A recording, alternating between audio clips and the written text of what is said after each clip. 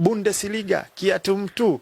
Unaifahamu hiyo nyimbo? Kwa hiyo hapa ni Bundesliga yani. Kiatu mtu.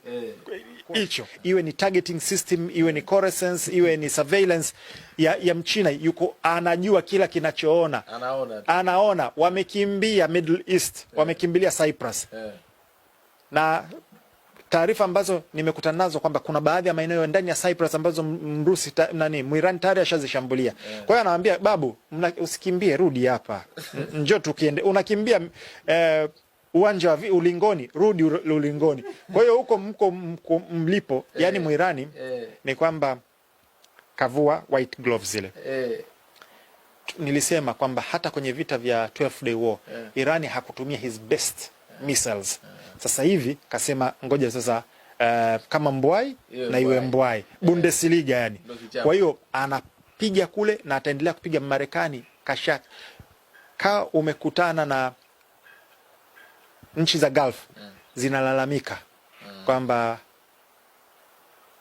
Marekani kasepa. Kwa hiyo wanachosema ni kweli, anajua kila kinachoendelea. Ndio hichi ninachosema na hichi watu hawaelewi. Kwamba Mchina na Mrusi wanamsupport nani? Muirani. Wao kuna watu ambao wamekariri, wanadhani inabidi nirudie tena ili waelewe kwamba Mchina na Mrusi ni kama kampuni ya security.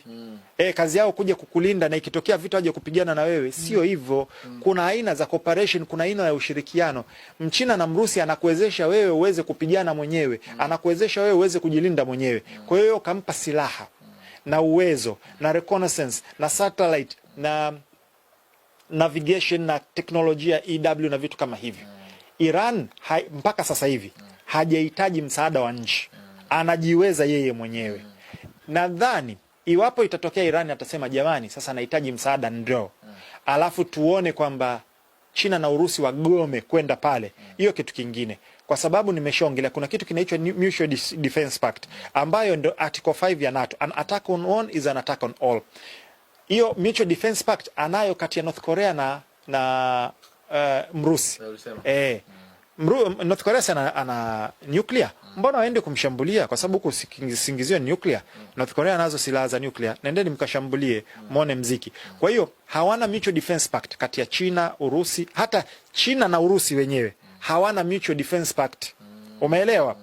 Kwa hiyo na ndio maana hawajaingilia Ukraine. Yes. Sawa, lakini wana strategic military cooperations ambazo wanasaidiana. Hivyo vitu ambavyo watu wanatakiwa waelewe. Kwa hiyo capability ya Muiran yuko vizuri sana kuweza kuona. Na hivi ni vitu hauwezi kuvisikia, lakini ni moja ya faida ya mashirikiano kati yake yeye na China na Mrusi. Umejibu vizuri sana Sma. Lakini kuna hili Republic na Democratic wamekuwa mara nyingi sana wanavutana sana hata kwenye hivi vita. Ukiwasikiza Democratic wengi wanamlaumu Trump kila ambacho ameenda kukifanya. Kamala Harris ametoka kuzungumza juzi na alichapisha paka andiko lake kazungumza anachokifanya Trump ni kuingiza nchi katika vita ambavyo walikuwa hawavitaki na kuitia hasara na kuweza kupoteza wanajeshi na vitu kama hivyo. Unadhani kwa nini asilimia kubwa so far hata Republic kwa hapa ambao wana blame hii kitu, lakini Democratic wao ndo wameshikilia sana hii. Unadhani wao wangekuepo wasingefanya hiki ama ni like kama hebu ngoja na mimi nipige kwa sababu nimepata point ya kuzungumza.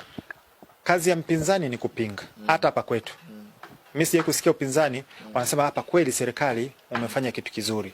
Hapa angalau mmetujengea standard gauge rail. Hapa angalau mmetengenezea daraja la kijazi linasaidia. Umeona mmekuja labda na mfumo fulani. Huwezi kuwasikia wakiongea hayo mambo. Wao watatafuta kwenye standard gauge rail bana kuna bolt moja iko pale bana. Au umeme unakatika ndo kazi ya upinzani. Kwa hiyo hata kule upande wa upinzani kuna hilo jambo. Lakini Trump ndo rais wa kwanza kuishambulia directly Iran. Kitu ambacho Netanyahu amekuwa anakitaka kwa miaka 30. Na hapa niwape tu dondoo moja. Watu wengi wanasema kwamba hivi vita vimeanzishwa kufunika Epstein Files. Hapana. Hivi vita ni culmination, ndo matokeo ya Epstein Files. Epstein Files imetengeneza mazingira ya kukamata viongozi wote wa muhimu na kuwaweka chini ya control ya Zionist lobby kufanya kile ambacho wanachokitaka. Kwa hiyo hatimaye wana rais ambaye yuko chini ya control yao. Hatimaye wana waziri wa vita ambaye yuko chini yao. Hatimaye wanaye VP ambaye yuko chini yao. Yani wamekamata sehemu zote ambazo ni za muhimu, ambazo zimewawezesha kuilazimisha na kuingiza Marekani kwenye vita, ambavyo imevunja sheria zote za kimataifa. Sisikii cha UN wakisema nywi wala nywa. Sisikii watu ambao wale wa haki za binadamu ambao wanakujaga huku wakisema chochote. Sheria za kimataifa unajua anachokifanya Iran inaruhusiwa na ni haki kwenye sheria za Umoja wa Mataifa. Nadhani ni article 57 ambayo inasema kama sio 57 ni 52. Unaruhusiwa kujibu mapigo mtu anapokushambulia. Nikuulize, Iran kashambuliwa. Alianza kushambuliwa. Kwa hiyo sasa hivi anajibu mapigo. Yes, kutokana na kanuni za kimataifa, yuko ndani ya sheria za Umoja wa Mataifa. Lakini tumemsikia Hegseth ambaye ni waziri wa vita vya Marekani.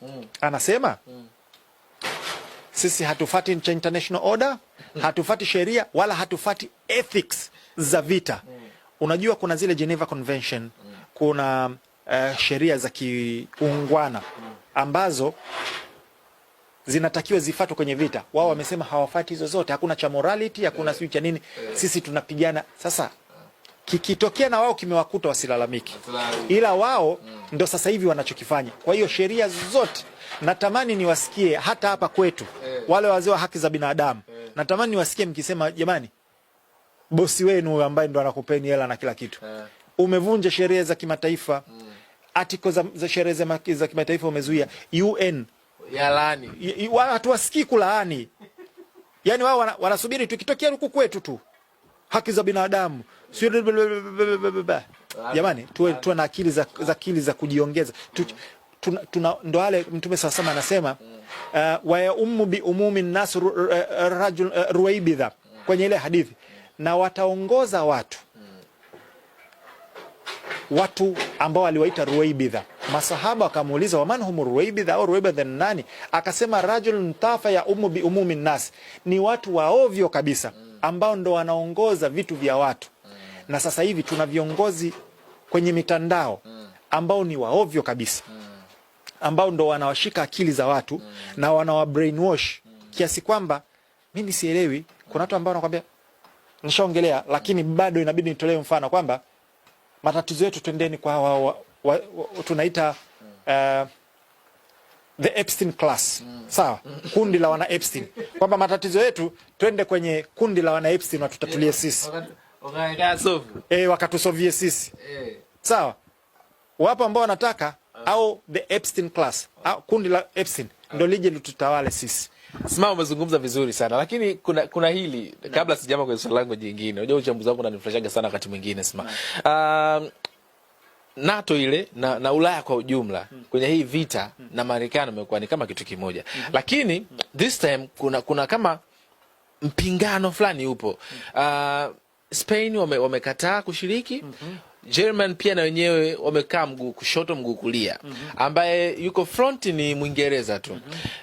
Hii fia hii kutoka kwa NATO na nchi zake mle ndani inatokana na nini hasa Sima? Nimesema na ninarudia na muda umetoa majibu. Marekani hajawahi kupigana na pia tu pia au nia pia. Hajawahi kupigana na mtu ambaye wamelingana nguvu. Sawa?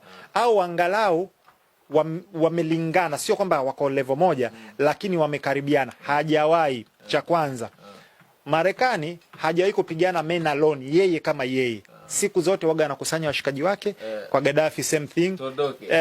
Kwa kumtoa Saddam alikusanya nchi 36. Afghanistan coalition hivyo. Naomba nikuulize sehemu ambayo Marekani aliingia men alone.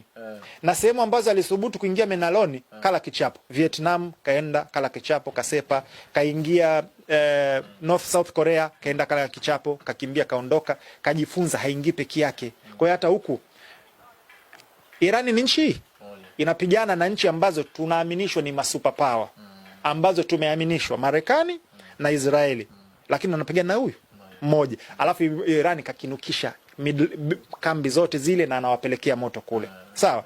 Sasa hizi nchi zingine zimeuona huu moto, hawautaki huu moto. Umeona? Hivi makombora yake yanaweza kafika kule ana makombora ambayo mengine hajayatoa ambayo yanaweza yakafika. Na ninaamini akihitaji ya masafa marefu yafike pale Europe. Mchina atampa, Mrusi atampa. Kwa sababu sio mbali. Mchina tayari ameshampa supersonic anti-ship missiles ambazo anazo, ndio maana Marekani kakimbiza zile aircraft carrier zake. Umeelewa?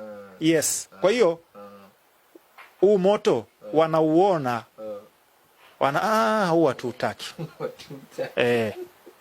Sma, unajua sasa hivi kuna hili ambalo limezungumzwa sana kwamba inawezekana ndio hicho ambacho nakizungumza hapa kwamba katika labda kuwaleta wajumuishi tushambulie wote, ndio hiyo kuikusanya, pengine labda ndio hivyo, sijui, lakini wewe unaelewa vipi kutokana na maelezo yako? Labda ndio nicho kielewa kwamba kuna kwanza inadaiwa kule Saudi Arabia kule na Qatar, inadaiwa kwamba kuna zile ambazo tumeshuhudia kuna malipuzi ya sehemu ambazo labda zile kwenye mafuta na kwenye nini, wanadai wamewakamata wanajeshi wa Mossad wale kitengo chao kile ambao wanajaribu kufanya hizo harakati, malipuzi yanatokea kwenye visima na kwenye nini kama hivyo. Wengine zikana ni propaganda ama ni taarifa za kweli, ili kwa sababu kuleta mchochezi kwamba Saudi Arabia ndio maslahi yanaharibiwa, sasa inabidi na sisi tuanze kuishambulia Irani. Kwanza sio propaganda, ni kweli. Na hii imeripotiwa na mtu ambaye anaheshimika na ana access zaidi yangu mimi, mtu kama Tucker Carlson.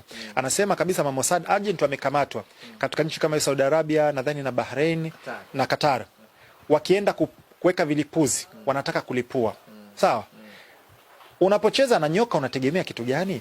Hizi nchi za Kiarabu hata kwenye Qur'ani imewaambia wala tatakhidhu waduakum awliyaukum innahum awliyau ba'dukum li ba'd, wala au kama Allah subhanahu wa ta'ala, wala msiwachukue maadui zenu kuwa washirika wenu, wao wenyewe kwa wenyewe ni washirika wao. Sawa?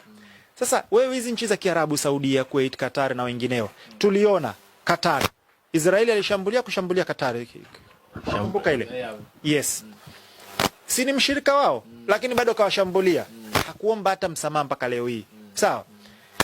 Hizi nchi ambazo zinazo hizi bezi na washirika hawa, mnategemea nini? Muna kambi za Mossad mule ndani, muna kambi za CIA mule ndani, muna makambi ya majeshi ya Marekani na wengineo mule ndani.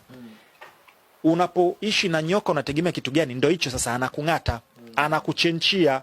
Wewe unaweza ukasema bana, nimemkuta huyo nyoka, ngoja nimsaidie, nimpe maji nini, babu atakung'ata tu. Kwa hiyo kutokana na moto ulivyokuwa mkali ambao unapelekewa Israeli na Marekani, wanataka kuziingiza hizi Gulf, na hii niliongelea kwamba kwenye barua ya Albert Pike Third World War inabidi zipiganishwe kati ya Zionism pamoja na Arab, kwa kuna vita vya kidini. Ndio maana unakuta hiki kimekaa kidini, lakini Albert Pike kwenye barua yake ya Third World War aliweka kabisa kwamba iwe ni ya kidini, Islamism itumike. Washatumia fascism huko nyuma, washatumia communism huko nyuma, washatumia Wajerumani Nazism huko nyuma, na vyote vimetumika.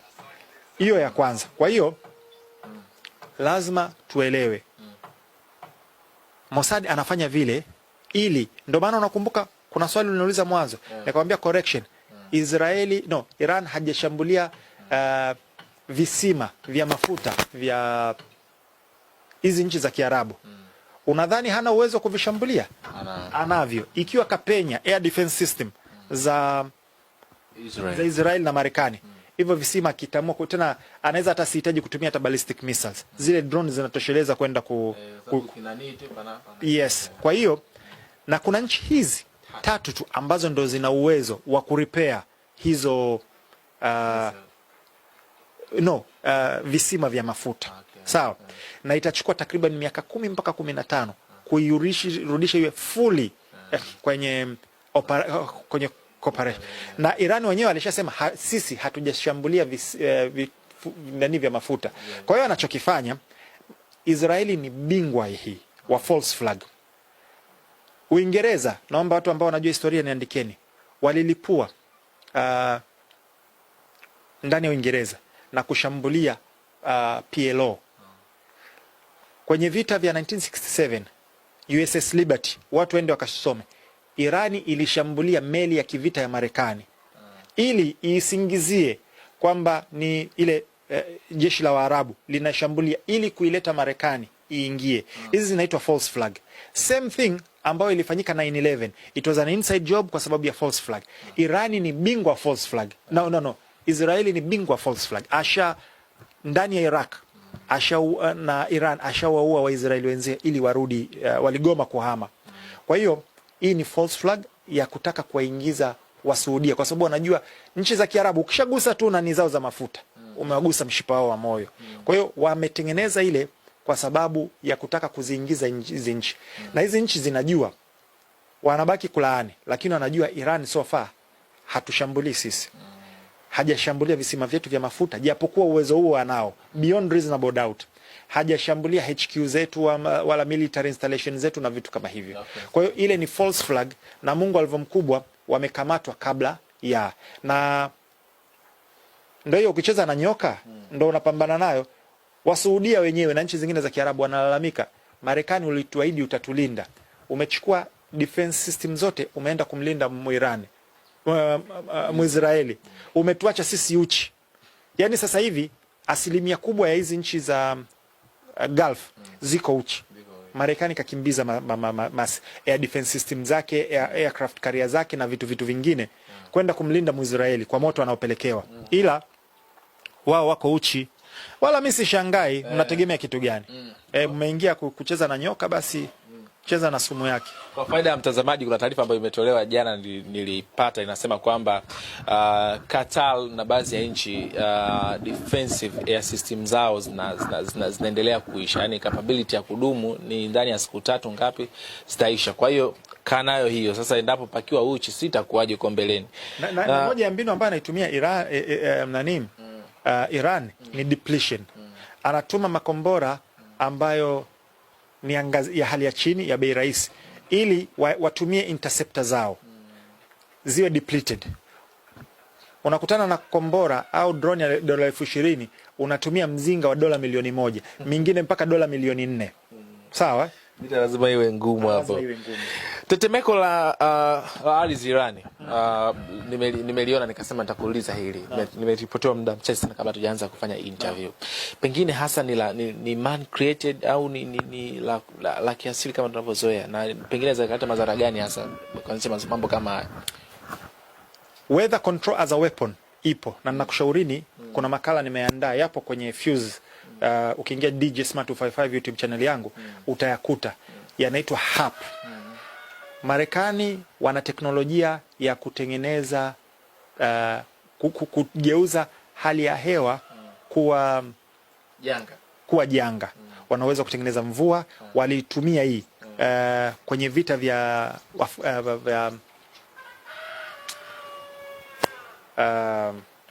Vietnam War.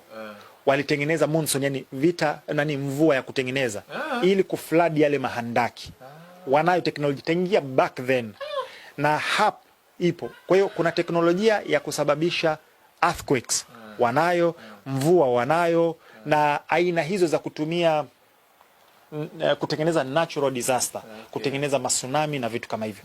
Kwa hiyo uwezekano huo upo, kwa sababu ni moja ya silaha ambayo huenda ikafanya kazi dhidi ya mahandaki ya Muirani. Yani ikiwa tetemeko lina nguvu, huenda ikasababisha ikaleta madhara kwa yale mahandaki. Na Trump alisema kuna silaha zingine ambazo hatujazitumia. Huenda alikuwa anamaanisha aina hizi za silaha. Kwa hiyo siweze nikathibitisha 100%, ila ninajua teknolojia hiyo ipo na kuna uwezekano ikawa imetumika. Naam. Okay, kwa kumalizia sasa, kabla tujaanza kwenye maswali ya watazamaji wetu ambao wameuliza, nikuuliza swali la mwisho. Mpaka sasa unaonaje sasa uwezo wa kijeshi katika hizi nchi kati ya Irani na Israel na Marekani kwa ujumla, wote hawa watatu, unaonaje kwa upande wako Esma? Sawa. Marekani na Israel naweka kundi moja, alafu kuna Irani kwenye kundi moja.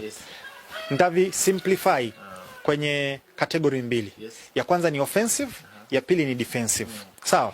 Kwenye offensive, nianze kwa Israel na Marekani. Tunafahamu wana uwezo wa offense. Offensive maana yake ni kushambulia. Wana uwezo wa kushambulia, wana uwezo wa kusababisha madhara. iwe ni kwa ndege, iwe ni kwa standoff missiles, iwe ni kwa kutumia masilaha kama cruise missiles kama Tomahawk na aina zingine za silaha. Uwezo huo wanao. Upande wa defensive wameonyesha kwamba wanao, lakini ni dhaifu sana, na ni tofauti na tulichokuwa tunaaminishwa. Na hii wanafuse watakuja kuniambia tangia hata kabla haya migogoro yote kwenye GPS tulikuwa tunabishana pale, na nikasema Israeli ana mfumo kwa sababu Israeli, wapo watu ambao walikuwa wanasema Israeli ana defensive system bora kushinda hata Marekani. Nikasema Israeli ana defensive system dhaifu sana. Ni kwamba hajakutana na mtu ambaye ana mziki. Wanapima defensive system ya Israeli dhidi ya makombora ya askari ambayo ni unguided ya Hamas. Huwezi ukapima hivyo. Na ana layers kama 4. Ana Arrow ambayo ina range ya kilomita 70, alafu ana David Sling, alafu ana kuna Arrow 1, 2 na 3, kuna David Sling na kuna Iron Dome. Sawa? Lakini kuna Patriot ambayo pia ni moja modification ambayo pia iko kwenye Arrow. Lakini zote zimeonekana kufeli. Sawa? Kwa hiyo upande wa defensive ni dhaifu. Hiyo lazima tueleweke. Yes. Kwa upande wa Marekani. Kwa hiyo nimesema offensive yao wako effective, tumeona uwezo wao wanao. Upande wa defensive yao wako dhaifu, kwa sababu hata rada ambayo ni ya zaidi ya dola bilioni 1 ambayo kazi yake ni kudetect na kuengage hizi incoming threats imedunguliwa. Na kambi zake tumeona karibia zote zimeshambuliwa kwenye Middle East. Hiyo ya kwanza. Tuingie kwenye Iran. Iran defensive capability yake pia ni dhaifu, kwa sababu tumeona mashambulio kadhaa ambayo yamefanyika mule ndani. Kwa hiyo imepenyeka, ni dhaifu. Offensive capability yake ni ya kushangaza dunia. Yaani ni tofauti na tulichokuwa tunaaminishwa. Ameonesha ana offensive capability ambayo iko juu kabisa. Yaani naweza nikaiweka namba 3 baada ya Urusi, Marekani, kwa sababu kwenye jet propulsion Mrusi yuko mbele kushinda mtu yoyote. Ana makombora ambayo yako way advanced kushinda hata Marekani. Kwa hiyo wa kwanza nitamweka Marekani, wa pili actually ni Mchina, japokuwa hatujamuona kwenye vita. Then naweza nikamweka Marekani, alafu nikamweka Iran kwenye offensive capability, especially Mrusi. Mrusi. Alafu wa pili Mchina ana offensive capability ambayo ukiingia kwenye air to air missiles ambazo ni BVR anazo ambazo zinafika mpaka 250, ana DF-16, ana DF-6 ambazo ni career killers, Dongfeng anazo makombora ya kila aina. Lakini pia kombora sio kila kitu. Kuna guidance na tracking na vitu kama hivyo. Mrusi ana GLONASS, Mchina ana Beidou. Kwa hiyo alafu Marekani, alafu namweka Iran. Sasa ngoja nikupe, unajua niliongelea juzi. Nirudie tu kwa ufupi ambao labda hawakuona, ningewashauri wende wakaangalia. Air defense inafanyikaje? Kwanza kuna stage ya kwanza ambayo ni detection. Unatakiwa ugundue kwamba kuna kitu kinakuja. Cha pili kuna tracking. Ukishaigundua unatakiwa uitrack, uilock. Alafu ya tatu unatakiwa intercept. Ndio jinsi inavyofanyika. Kifaa kiende kikaidungue. Alafu kuna kitu cha reaction time. Kwanzia unapoigundua na unapoitrack na unapoi intercept, pambana nayo. Reaction time ni muhimu sana. Kama una muda mfupi, hata uwe na air defensive system kiasi gani, probability inapungua sana ya kuintercept, na probability ya hit inaongezeka.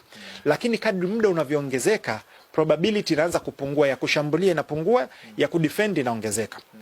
Ukishaelewa hiyo sasa, na of course kuna vitu kama close in weapons ambazo zinaitwa point guard. Mrusi ana kitu kama punch series zile, ana back na zinginevyo. Marekani anazo ambazo ziko kwenye Aegis na mfumo kama huo. Sasa tuangalie kwenye, unaona hiyo distance niliyokuambia, distance na reaction time. Naomba nikuwekee, tuangalie kombora la Iran linapotoka Iran mpaka kufika kwa Mwisraeli. Kwanza ni takriban kilomita 1000 mpaka 1500. Kwa hiyo distance ni kubwa mno. Reaction time ni kubwa mno. Lakini tuangalie vizingiti vingapi ambavyo anatakiwa avikwepe mpaka pale anapofanikiwa kuhit na kusomea.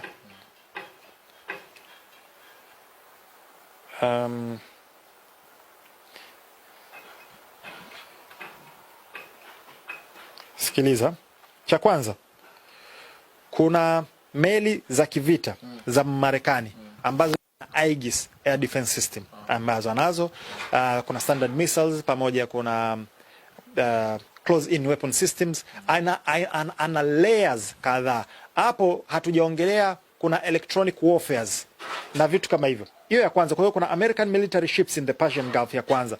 Kuna rada ya Muisraeli ambayo kaiweka Azerbaijan, ambayo ni jirani tu ya nani? Ya Muiran. Kwa hiyo ikitoka tu ile rada ina detect. Kuna hii hapa. Kuna Israel radars ambazo ziko Turkmenistan. Achana na Azerbaijan, kuna Turkmenistan. Kuna air defense systems za Amerika ambazo ziko Iraq pale. Sawa? Na nchi zingine. Kuna air defense systems za Marekani na base ambazo ziko Syria. Inatakiwa azivuke hizo. Kuna American radars ambazo ziko Saudi Arabia ambazo zina detect pamoja na THAAD na Patriot 3. Sawa? Kuna rada ambazo ziko Qatar, kuna rada ambazo ziko Iraq, kuna rada ambazo ziko Kuwait, kuna rada ambazo ziko UAE, kuna rada ambazo ziko Bahrain, kuna rada ambazo ziko Oman. Kuna NATO rada ambazo ziko Uturuki. Kuna Jordan Air Defense System, kuna mifumo ya ulinzi Jordan. Kuna America fighter jets ambazo ziko Jordan pale, ambazo kwenye baada ya kuuawa kwa Hania walijibu, na asilimia kubwa zilikuwa shot down kwa sababu kulikuwa kuna ndege zina intercept katika anga la Jordan na kwingineko. Kwa hiyo kuna American fighter jets ambazo ziko Jordan. Kuna American fighter jets ambazo ziko katika ardhi ya Israeli. Kuna British fighter jets ambazo ziko Jordan. Kuna British fighter jets ambazo ziko Israeli. Kuna French fighter jets ambazo ziko Jordan. Kuna air defense systems za Marekani ambazo ni kwenye ships ambazo ziko kwenye Red Sea. Achana kwenye Persian Gulf, sawa? Alafu kuna British bases in the region. Zote hizi anatakiwa azivuke. Bado kuna ultra modern rada ya Kimarekani ambayo ni TPY-2 rada. Bado kuna rada ya kisasa ambayo ni ya THAAD. Kuna Israel Iron Dome 1, 2 na 3 air defense systems. Kuna David Sling, kuna Iron Dome. Hizo ni ngapi? 28 ambazo shambulizi la Iran inapotoka anatakiwa vuke vikwazo vyote mpaka anapopiga. Jamani, tumwekee heshima Muiran. Sio kazi ndogo.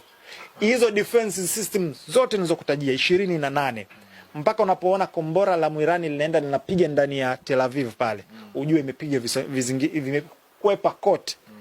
Apewe heshima yake. Apewe. Kwa hiyo offensive capability sasa ndo hapo.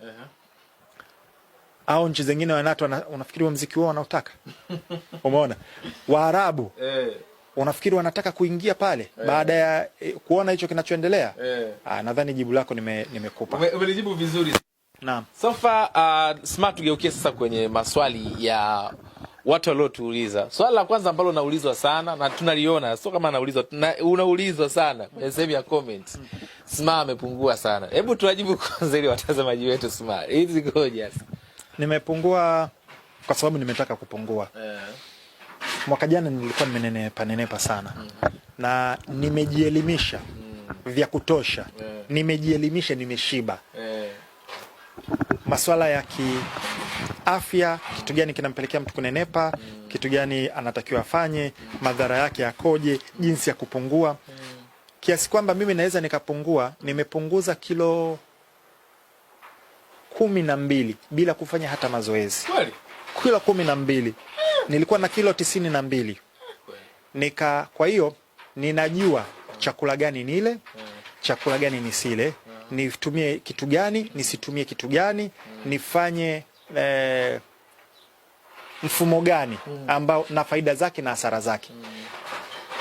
Na sifuatilii hawa wataalamu wa dokta ambao ni mainstream, ambao wamekuwa programmed na elimu ya John D. Rockefeller ataingia mwaka 2005. Kuna watu ambao ningeweza kuwashauri, kamtafute mtu kama Dr. Beg, kamtafute mtu kama Barbara O'Neill, Dr. Sebi na wengineo. Kwa hiyo nimepungua kwa chakula na sasa hivi nausikia mwili wangu ni mwepesi. Yani kipindi cha nyuma nilikuwa najisikia tu niko ovyo ovyo, yani sina nguvu, yani najisikia jamani, mtasamee mabati huko nje. Ndio hivyo yani, makelele ni mengi. Anyway, kwa hiyo nimepungua. Nilianza kupungua kwa sababu nilianza mfumo maalum wa diet baada ya kujielimisha vizuri. hapa kati niliumwa, ikasaidia nikapungua kama kilo 2-3 za ziada. Umeona? Alafu nimeendelea. Nitakuonesha kwenye mizani, tutaweka uone. Sasa hivi niko chini ya, nimefurahi kwamba nimebreak 80. Niko 79 point. Target yangu nataka nifikie kilo 75. Na ambao watauliza tu, nimeweza kufanyaje? Formula ni 3. Watu wangu wote waga na hapa formula. Punguza mafuta yote. Canola oil, seed oil, vegetable oil. Hakuna vitu ambavyo vina madhara katika afya yako kama aina hayo ya mafuta.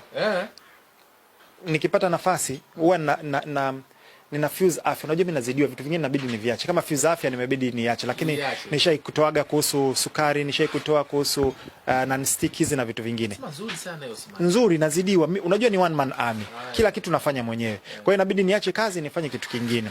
Natamani, nishasema inshallah nikiwa na team nitaweza kufanya vitu vingi kwa pamoja.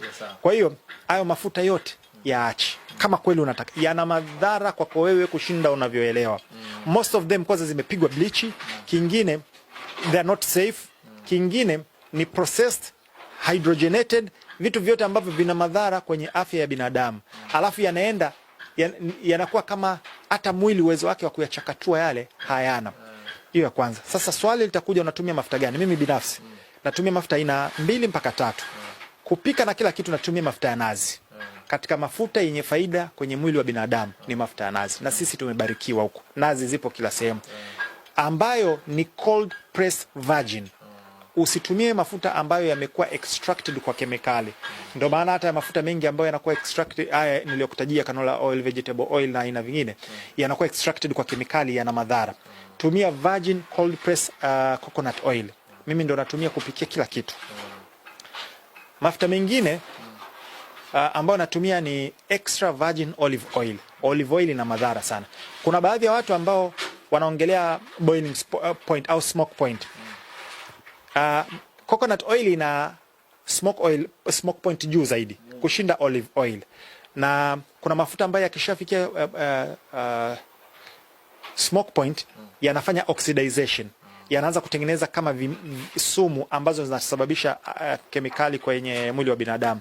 Lakini olive oil ni mti mtakatifu. Ndio maana hata ukifuatilia manabii kama nabii Musa, nabii Ibrahim na wengine walikuwa wanatumia, na hata sisi tuna kwenye aya ya Qur'an imetaja watini wa zaituni, ni miti miwili mitakatifu. Sawa? Kwa hiyo ile oil ile inapofikia smoke point, badala ya kufanya oxidation, ina vimelea ambavyo vinazuia kufanya oxidation. Kwa hiyo olive oil ni mafuta ambayo ni safe sana. Ya 3 main ni samli.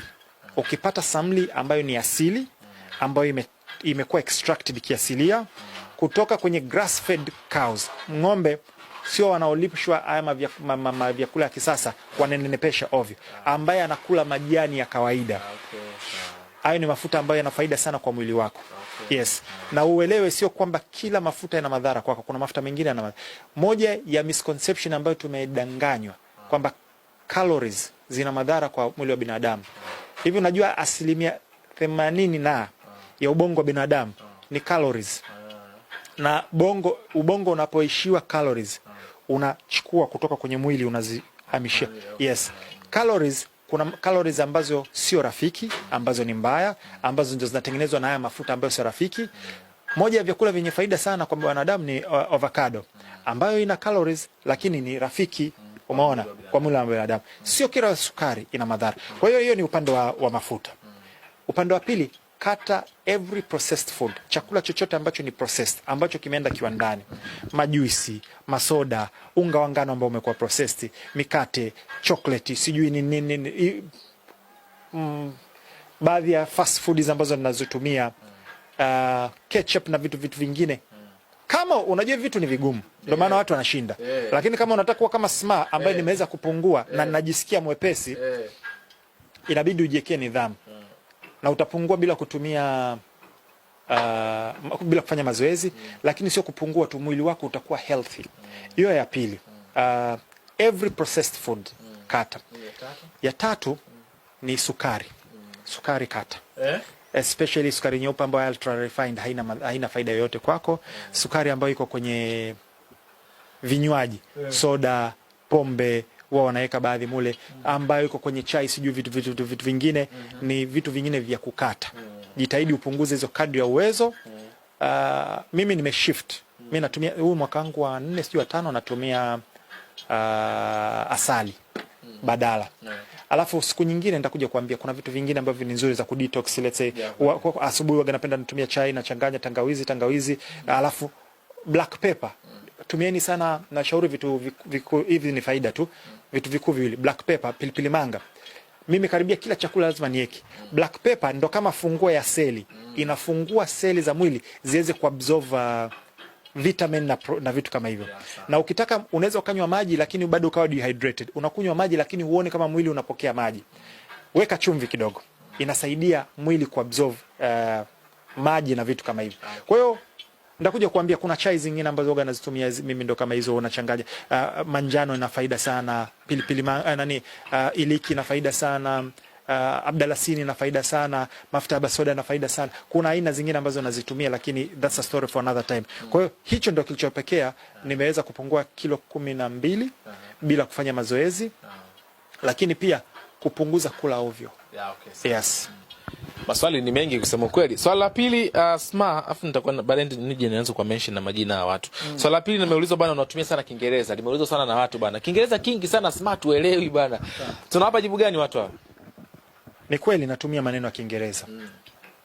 Ila ukiyachukua uweke kwenye asilimia utakuta zaidi ya 5%.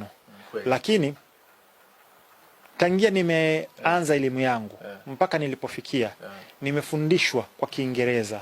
Na masomo yetu nimesoma sana Kenya na nchi zingine, na hata taarifa tunazozipata huko kwenye mitandao ziko kwa Kiingereza. Kwa hiyo tumeathirika kwa kiasi fulani na Kiingereza, lakini ndio maana tuko kwenye Fikra Zinduka kujaribu kuziondoa. Ila kitu ambacho huwa ninafanya, kwa sababu kuna maneno mengine ya Kiingereza ambayo ukiyatafsiri kwa Kiswahili kwanza ni ngumu, ya pili hata ukimtafsiria Mswahili anaweza asiyajue. Juzi hapa tumekuja kujua password ndo nywila. Sawa. Ni nywila. Sawa. Kisimbuzi ndo decoder. Sawa. Kuna maneno mengine ya Kiswahili yamebuniwa juzi. Live mubashara. Kuna maneno mengine ambayo yamebuniwa juzi kulikuwa hakuna AI. Baada ya kuibuka AI, wengine wamesema akili bandia, mwingine akili mnemba. Sawa. Kwa hiyo kuna baadhi ya maneno ya Kiingereza ukiyatafsiri kwa Kiswahili huenda wote tukapotea. Tusielewe kabisa wote. Kwa hiyo ila ukinisikia nimeteja sentence au nimeteja neno la Kiingereza, kama hujaelewa wewe fuatilia, huwa na tafsiri siku zote, najitahidi kadri ya uwezo wangu. Nikitumia neno la Kiingereza lazima nilitafsiri. Kwa hiyo hiyo isikusumbue. Naam. Okay, sawa. Swali la tatu anaitwa Mohamed Kijaji. Yeye ameuliza swali hivi, naomba lisome kabisa hivi. Mohamed ameuliza hivi, muulize Sma, kuna uwezekano Marekani wakatumia nuclear kulipa visasi kwa nini? Kwa nguvu. Endapo Marekani ikitumia nguvu. Sasa yeye alipe kisasi jana wakati ndo mchokozi. Sema atumie nuclear kujilinda. Hivi vita ninavyoviona, madhara ambayo Iran amesababisha kwa Marekani na Israeli ni makubwa mno, na hawawezi kusustain hivi vita. Taarifa ambazo tumekutana nazo ambazo of course ni open source, walijaribu kumtumia Muitalia kwa ajili ya kumwambia Iran watake ceasefire. Wamejaribu kutumia njia zingine kumwambia Iran watake ceasefire. Iran ikasema hapana, na Iran ikasema kabisa kwamba tumekataa ceasefire. Kwamba waliomba ceasefire, Iran kakataa. Na nimemsikia msemaji wao akisema this time, mara vita vya mwanzo tulikuwa kwenye negotiation table, tuko kwenye meza majadiliano, mkatushambulia wakati tuko kwenye meza majadiliano. Tena mkashambulia meza yani waliokuwa wanajadiliana. Nakumbuka ile Qatar ile Israeli alivyoshambulia, watu wako kwenye majadiliano kabisa pale. Sawa. Ya pili same thing, Oman yuko White House kule anatangaza kwamba majadiliano yamefika vizuri, wameshambulia. Anasema safari sio kwamba nyinyi mnashambulia mnapotaka, na mnaamua vita viishe mnapotaka. Hakuna kitu kama hicho. Sasa hivi moto unaendelea mpaka museme ni kwa sababu gani kwanza mmeshambulia na kitu gani kimekupelekeeni mshambulia wakati tulikuwa kwenye makubaliano, ila moto unaendelea. Sasa Iran, kwa tathmini yangu mimi, hivi vita anaweza akaendelea navyo mpaka miezi mitatu. Israel na Marekani hawawezi kuendelea na hivi vita zaidi ya wiki 2 mpaka mwezi mmoja. Yaani ikifika mwezi mmoja hali yao itakuwa mbaya sana. Kwa sababu gani? Hivi vita sio vita vya nani ambaye anaweza akampiga mwenzie ngumi nzito. Ni vya nani ambaye anaweza kuhimili kupigwa. Kuna vita vya aina mbili na nitakutolea mfano. Kuna vita vya Tyson ambaye yani akiingia kwenye 18 na kupiga pakati na kupiga mkono wako wa kushoto kakumaliza. Watu bado wako wanaingia kwenye ukumbi kashamaliza game. Ambayo ndo aina ya vita ambavyo Marekani ndo anaviwezi. Vya haraka haraka vile. Shock and hour achomoki. Sawa? Alafu kuna vita vya Muhammad Ali ambaye anakupiga mpaka mwenyewe anakubali kwamba nimepigwa. Sawa? Anaenda naye taratibu, na mfano mzuri ni Rambo in the Jungle ambapo walipopigana Muhammad Ali pamoja na George Foreman. George Foreman alikuwa ndo bingwa wa dunia. George Foreman alikuwa anaogopeka kwa ngumi zake nzito. Wapinzani ambao walipigana na Muhammad Ali na wakampa wakati mgumu, Foreman aliwapitia kapopoa faster. Sawa? Muhammad Ali anaenda kupigana na Foreman, Muhammad Ali ni underdog. Foreman ndo bingwa dunia alafu ana ngumi nzito sana. Ila ilikuwa ile inaitwa war of attrition. Kwamba tuone nani last man standing. Foreman kapiga sana ngumi. Na Muhammad Ali alitumia mbinu ambayo inaitwa rope dope style. Kawaida yake alikuwa na mfumo ambao ulikuwa unaitwa sting like a bee, fly like a butterfly. Lakini this time, kwa hiyo Foreman kapiga sana ngumi na ngumi zake zilikuwa zina uwezo sana. Mwisho wa siku uwezo wake wa kuzuia kuhimili kipigo ni dhaifu. Kwenye raundi ya 8 nani kampa kipigo kimoja amazing Muhammad Ali, jamaa chali hakunyanyuka. Yaani kapigwa, yani hakunyanyuka tena. Kwa hiyo hivi vita sio nani ana uwezo wa kupiga sana, ni nani ana uwezo wa kuvumilia kipigo. Sio, unanielewa? Marekani ana uwezo wa kupiga sana. Israeli ana uwezo wa kupiga sana. Iran ana uwezo wa kupiga sana. Nani ambaye ana uwezo wa kuvumilia ndio vitakavyoamua hivi vita. Na hapa ndo maana nasema Iran, kwa tathmini yangu mimi, ana uwezo wa kuvumilia hivi vita kwa miezi mitatu. Marekani na Israeli kwa moto unaoendelea sasa hivi, wiki 2 ya watoboi. Yaani imezidi sana ni wiki 4 ambazo labda ni mwezi. Ila hiyo nimesema na mjibu jamaa.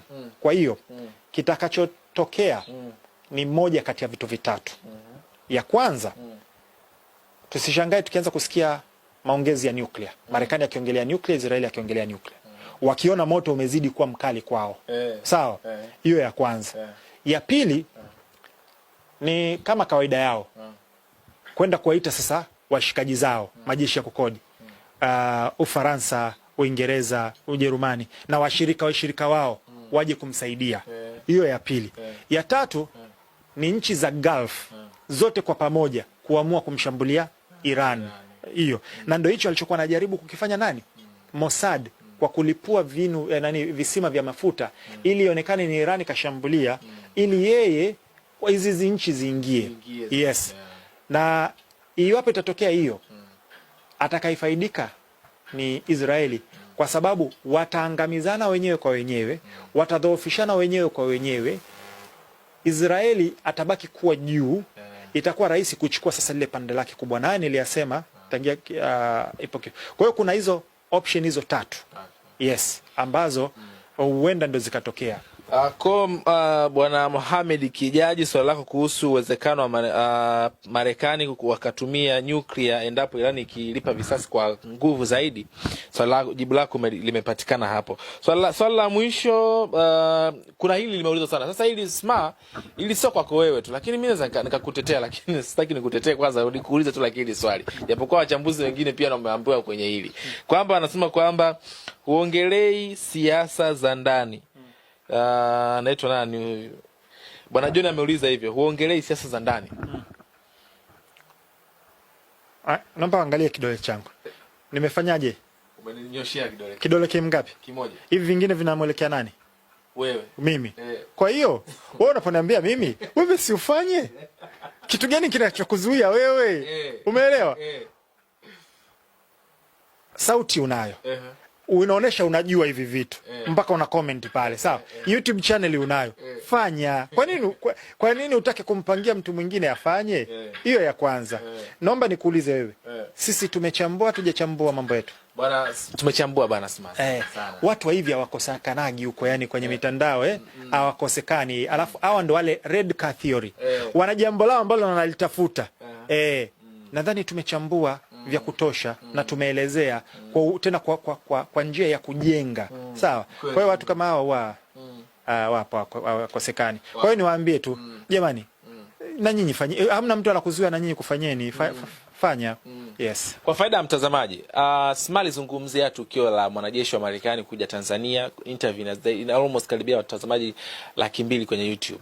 Smart zungumzia kuhusu maandamano ya Desemba kabla na baada na nini kifanyike, mpaka kaambia watu kuhusu kununua vitu, kufanyaje mtaweza kuhimili.